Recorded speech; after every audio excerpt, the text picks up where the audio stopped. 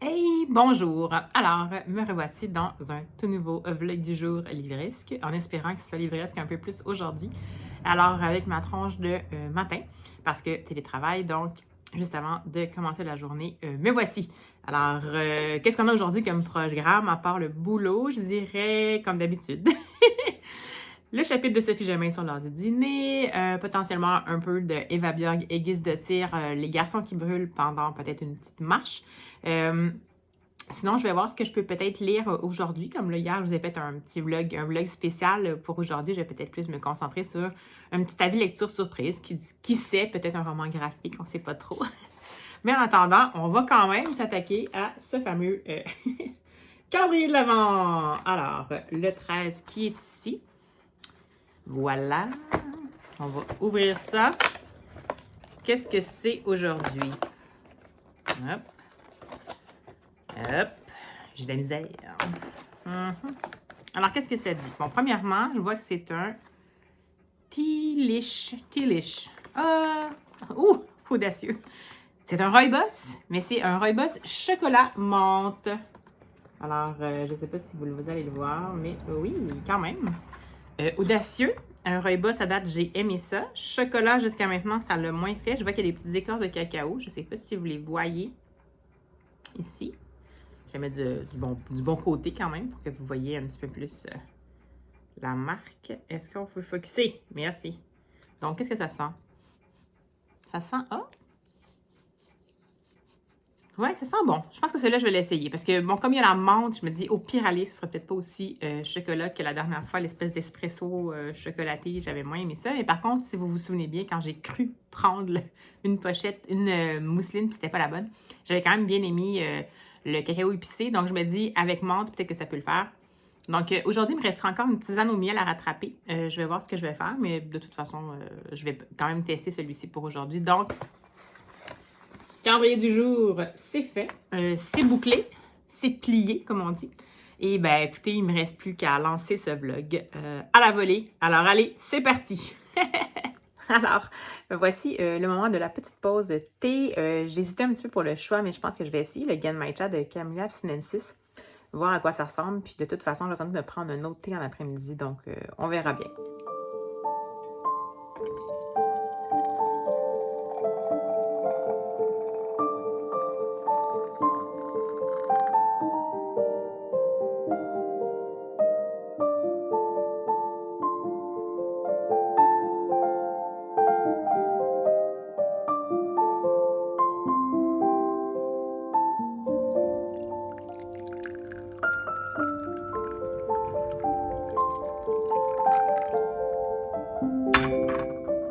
Eh bien, me voici à la dégustation. Donc, allons-y pour le Genmaicha.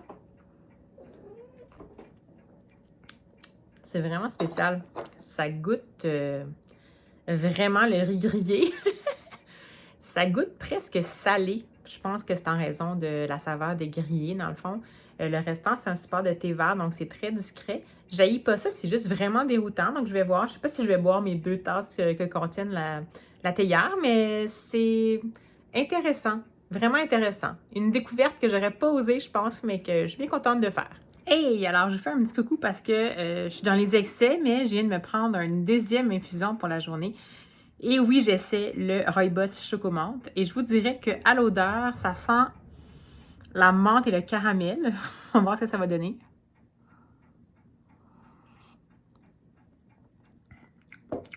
Qu'est-ce que ça goûte? Ah! Ça goûte vraiment les After Eight. Ok, ça, c'est vraiment réussi. J'aime ça, les After Eight. Donc, en effet, ils réussissent à ce qu'on ait le goût de menthe, mais en arrière-plan, exactement comme quand on croque dans un After Eight. Puis l'espèce de petit goût un petit peu chocolaté caramélisé qui est de l'espèce de petit enrobage qui est là. Donc, ça me plaît bien, ça. Ça, c'est une petite réussite. Alors, bon coup. Décidément, les rooibos, ben là, sont à saveur, là, mais décidément, les rooibos, ça semble être un petit peu plus dans ma table. Alors, voilà, c'est la petite prise 2 de la chronique théinée.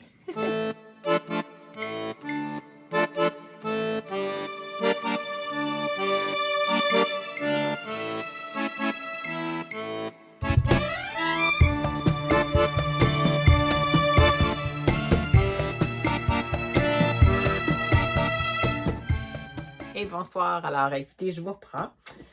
Finalement, après toutes ces expériences théinées de l'après-midi, j'ai fini par être capable de lire mon fameux chapitre de La romance de l'Avent, donc de Sophie Jomain. Et ma foi, ça se poursuit très bien. On est quand même vraiment plus là, depuis 3 chapitres, comme je vous dis, dans tout ce qui est romance, complications et tout. Mais pour le moment, bien que, comme je vous disais, il y a certains mécanismes qui sont un peu des automatismes de la romance, Sophie Germain contourne quand même un peu tout ça, comme je vous dis, en donnant un petit peu de viande à se mettre sous la dent quand même, étant donné qu'on a quand même le contexte particulier du personnage d'Avril qui est plutôt en soif d'émancipation par rapport en fait, qui est en soif de séparer la maladie ou le problème physiologique qu'elle a de qui elle est en même temps. Fait qu'on dirait que c'est ça qui se passe. Et puis ça se transmet évidemment par une soif d'enfin se laisser, se permettre de vivre et tout ça. Donc, mais quand même, je suis bien prise. Puis là, encore une fois, le chapitre d'hier, c'était moins ça, mais là, celui-ci, c'est encore une fois, quand j'ai eu terminé, j'étais comme, faut que j'attende encore pour ouvrir le prochain chapitre à demain. Donc, j'admets que ce rythme-là, pour moi, c'est quand même tout un défi de pas me précipiter pour ouvrir les prochains chapitres. Donc, bonne lecture. Sinon, ce que j'ai le plus avancé aujourd'hui, dans mes déplacements et dans mes pauses, c'est en lecture audio, mais je vais quand même vous le montrer. Je suis rendue un petit peu plus loin que ça. Par contre, là, j'ai mis une petite... ouais.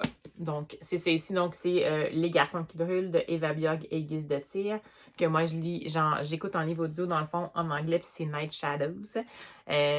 Écoutez, c'est toujours aussi passionnant. Ça semble très troublant. On passe, comme je vous dis, d'un point de vue à l'autre. En plus, on a donc, ce que je dis point de vue à l'autre, ça veut dire qu'on a le point de vue officiel de l'enquête avec Elma et Sievar. Et on fait le tour aussi de différents points de vue des personnes qui sont indirectement ou directement impliquées dans le sens que dans ce qui s'est passé. Donc, la mort de ce jeune homme qui est décédé par le feu. Ça peut être des gens qui sont des connaissances, des gens qu'on va tranquillement comprendre que peut-être qu'ils ont des liens inextricables et secrets qui vont les lier à ces jeunes hommes-là. Donc, comme d'habitude, c'est toujours bâti c'est toujours tissé de façon très fine par Eva Björg et Guise de Tir, ce genre de trame-là. Puis, j'aime vraiment beaucoup ça. Puis en plus, ben c'est ça, je peux pas vous en parler parce que c'est un tome 3. Puis il y a définitivement une évolution concernant pas Eva Björg, concernant Elma, le personnage principal, mais quelque chose qui a rapport à sa vie personnelle. Donc, je peux pas vous en parler, mais c'est sûr que ça me titille vraiment de savoir qu'est-ce qui se passe. Donc là, voyez-vous, à peu près là, à quelques pages près, j'ai lu la partie d'en haut, dans le fond, ici.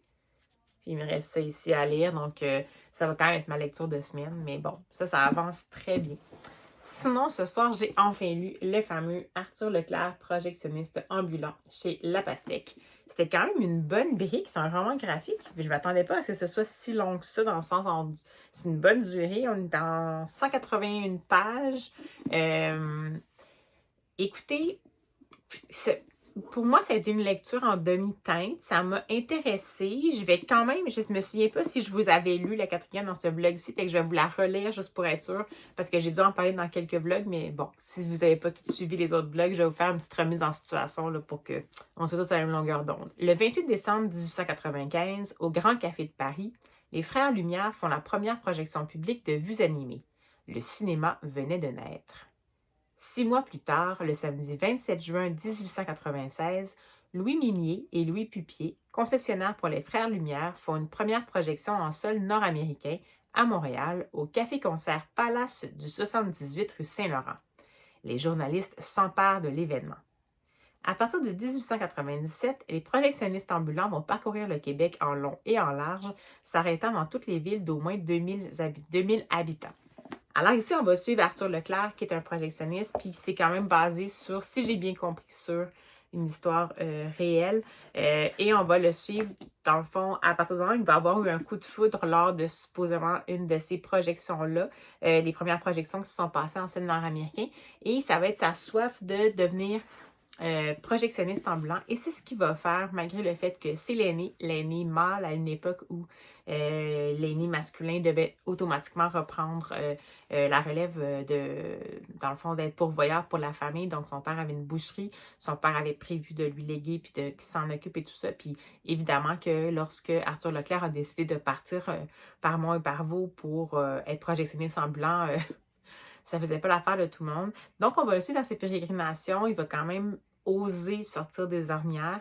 Il va, dans le fond, acquérir un projecteur qui semble être une espèce de ce que je comprends. Je connais pas grand-chose pour les équipements du début du siècle pour la cinématographie. Je suis désolée à mes amis qui sont dans le domaine du cinéma. Mes excuses de ma culture limitée.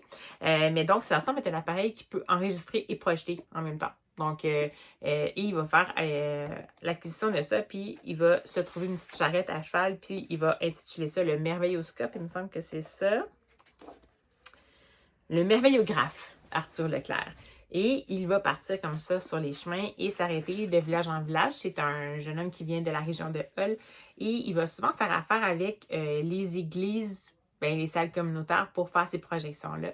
Et dès le départ, on va voir qu'il va y avoir une grande réaction du clergé parce que souvent les seules journées où Arthur Leclerc va pouvoir avoir des plus grandes assistances, ça va être la seule journée où à l'époque les gens avaient congé, c'est-à-dire le dimanche, puis c'était pour le jour du Seigneur. Et c'était vraiment pas une journée où on était censé se divertir. Donc, dès le départ, c'est bien planté. Cette espèce de relation-là, pas de dogme, mais oui, justement, des espèces de clash entre le dogme religieux et l'espèce de naissance d'émancipation des gens par le loisir et tout ça qui est là, qui se confrontent. Mais évidemment, on va plus suivre sa vie. Il va rencontrer une femme qui s'appelle Yolande, qui était la nièce d'un curé, qui était censée devenir une sœur, et finalement qui va décider de s'enfuir avec son beau Arthur sur les grands chemins. Donc, ça va être vraiment sa vie au complet, avec tout ce que ça comporte d'écueils pour les grands passionnés, ce que ça comporte potentiellement de contraintes potentielles pour le couple à partir du moment où on veut comme un petit peu plus fonder une famille à une époque où justement c'est sûr que c'était pas vraiment vu comme ça. Les hommes devaient justement se poser puis être le pourvoyeur de la famille pendant que la femme restait à la maison. Alors que dans ce cas-ci, dans ce couple-là, au départ, c'était deux personnes qui étaient d'accord avec l'aventure dans le fond. Donc la fameuse Yolande qu'il a rencontrée, tout le monde était d'accord à faire l'aventure et tout ça avec lui. Mais évidemment, plus ça va aller, plus il va devenir ambitieux, puis il va finir par choisir de s'établir potentiellement, mais de façon fixe à Montréal, donc plus être en projection ambulante. Et puis là, bien évidemment, qu'il va passer beaucoup de temps dans ses projections, on va délaisser un peu sa famille, puis l'humain étant ce qu'il est, autant du côté de Arthur et Yolande, bien, il y a des choses qui vont se passer potentiellement. C'est quelque chose qui va également mettre en scène un petit peu, mais très légèrement, mais ça va quand même effleurer l'émergence, en fait, des projections de cinéma à Montréal, donc avec le Wimétoscope. Puis ça fait référence aussi à la tragédie qu'il y avait eu je pense que c'est Laurier Palace, je vais regarder parce qu'à l'arrière, il y a un petit documentaire. Oui, au Laurier Palace en 1927, il y avait eu, c'était comme une espèce de salle de théâtre qui était pas super bien faite, puis qui donnait qui permettait aux enfants d'aller voir des films de façon gratuite. Et puis, à cette journée-là, dans le fond, la salle était vraiment surchargée, puis c'était juste des enfants, puis il y a eu un feu, puis ils n'ont pas été capables de sortir parce que c'était pas sécuritaire. Puis il y a eu la mort de, je pense que c'est 70 enfants ou quelque chose comme ça, là. Je vais juste voir. Je me souviens plus exactement. 78 enfants qui étaient sur place. Puis par après, ce que ça dit là-dedans, mais je me souvenais quand même, ça me disait quelque chose. Par après,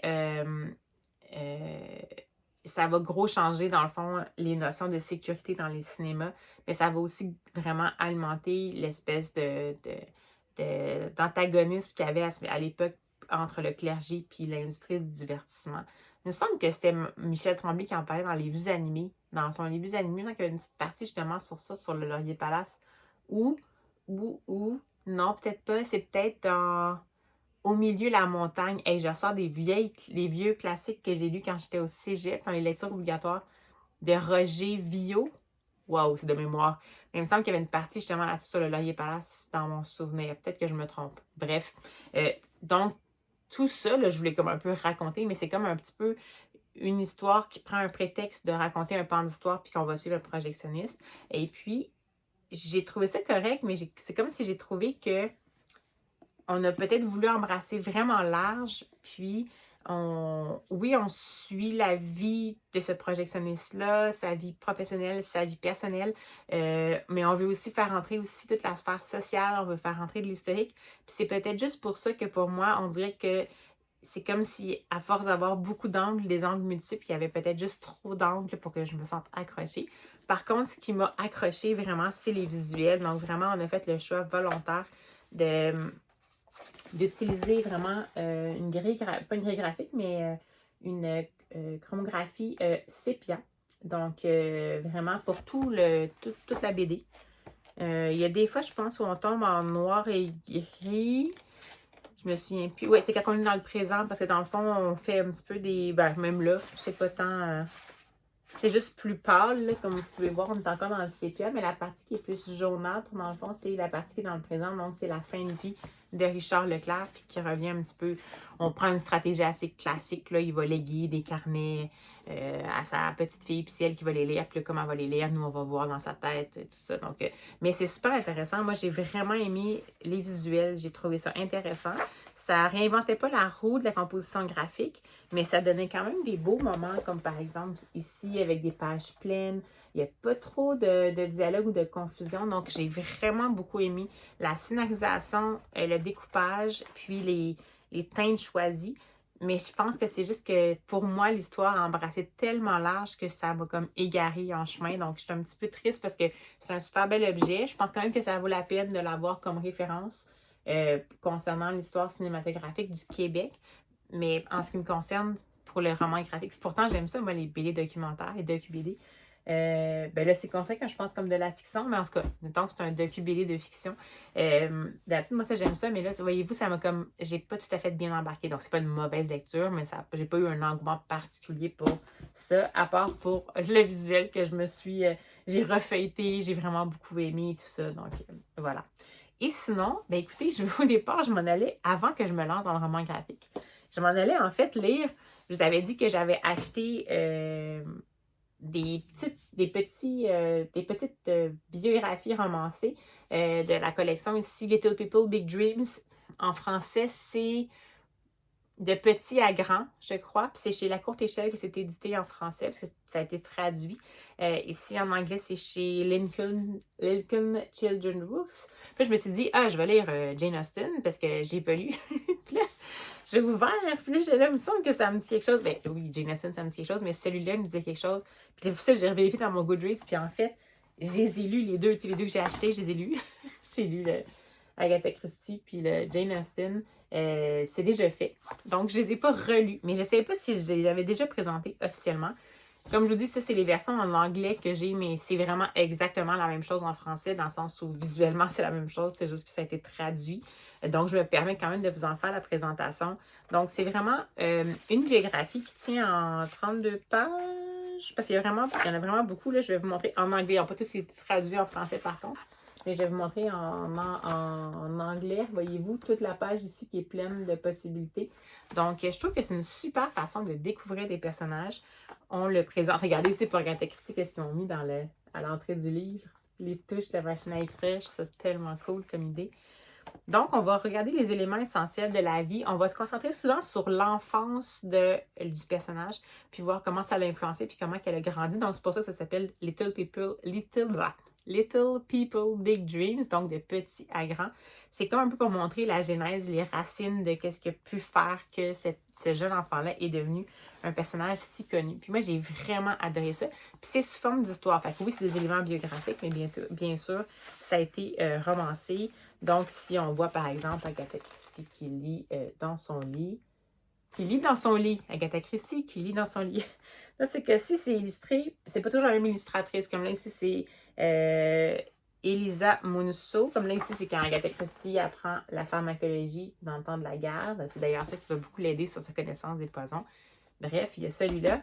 Puis pour Jane Austen, voyez-vous, c'est une autre illustratrice, c'est Katie Wilson. Puis bien, elle, dans le fond, encore une fois, on va partir avec son enfance lorsqu'elle était... C'est une fille de pasteur, donc elle était, dans le fond, au parish. On voit ici qu'elle est ici, Jane Austen. Puis, on va la voir encore une fois, comment la lecture a pu avoir un grand impact dans sa vie. Et puis, juste pour voir, ça se termine à quel âge. À la fin, vous avez toujours aussi... Ouais, ça, c'est vraiment... on dépasse pas vraiment comme le début de... la fin de l'enfance, début d'adolescence. Puis, voyez-vous, à la fin, là, ici, on a une ligne du temps qui est arrivée avec un petit topo, un petit dossier pour compléter les informations. Puis là, ici, ils nous les mettent en couleur à la fin. Les personnages, on va peut-être les voir un peu mieux que dans celui sur Agatha Christie. Là, je vais vous montrer ça. Mais voilà. Donc, vous en voyez, il y avait Rosa Parks, il y a, voyons, Amelia Earhart, qui d'autre que j'avais vu passer, qui était traduit en français, je me souviens plus. Marie Curie, je pense, Ella Fitzgerald, Ada Lovelace. Dans mon souvenir, tous ceux-là ont été traduits, Harriet Tubman. Fait que ça vaut vraiment le coup. Si jamais vous les avez pas trouvés, vous les avez pas découverts, gênez-vous pas. Je trouve que c'est des super prétextes pour découvrir des personnages, autant pour les adultes que pour les enfants. Puis je trouve que ce qui est fun pour les enfants, c'est que justement, on se concentre sur l'enfance de ces personnages-là. Fait que ça leur montre vraiment que ces adultes-là ont été des enfants, puis que oui, à leur âge, ils peuvent avoir des rêves, ils peuvent avoir des convictions, puis il faut vraiment s'accrocher, puis essayer d'y croire, parce que dans le fond, il n'y a rien qui arrive pour rien, ou il n'y a rien qui est inutile finalement dans notre vie. Qu'est-ce qu'on a eu comme enfant, ça peut quand même avoir un impact dépendant de ce qu'on en fait en fait pour la suite des choses. C'est pas une question qu'on va le subir, c'est une question que on peut toujours finalement faire en sorte que ça devienne un bagage intéressant pour nous plus tard. Donc, je voulais vous la montrer parce que c'est vraiment, comme je ne lirai pas, fait que je ne vais pas vous en parler spécifiquement, mais c'est une collection vraiment à mettre dans vos rayonnages. Alors, voilà. Alors, écoutez, pour aujourd'hui, ça sera un court vlog encore une fois. Ben, pas encore une fois, là, hier, il était plus long. Mais je me permets d'aller de façon un peu plus courte parce que c'est ça, dans le fond, je suis vraiment complètement dans le Eva Biog à guise de tir. Donc, je ne vais pas rajouter une autre lecture juste pour vous parler encore plus de livres. Je vais poursuivre mon petit bonhomme de chemin de cette semaine, puis plutôt essayer de boucler le montage assez rapidement pour pouvoir continuer ma soirée tranquillement.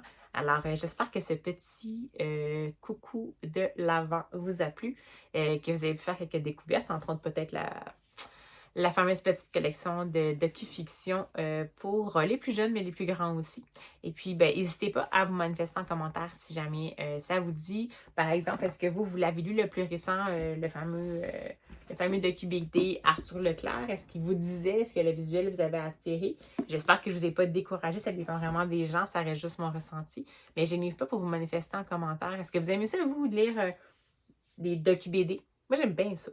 Je trouve que c'est une bonne façon d'approcher un sujet en ce qui me concerne. Ça me permet de moins être terrorisée ou figée devant un essai. Puis souvent, ça me donne envie encore plus de pousser plus loin le sujet après sous une autre forme. Donc, pour moi, c'est vraiment comme une porte ouverte sur la suite des choses quand je commence par un docu-BD. Donc, gênez-vous pas pour vous me mettre peut-être des suggestions de docu-BD en commentaire. Puis, ben, écoutez, je vous souhaite une bonne suite des choses jusqu'à dans quelques heures. Puis, on se dit, à demain!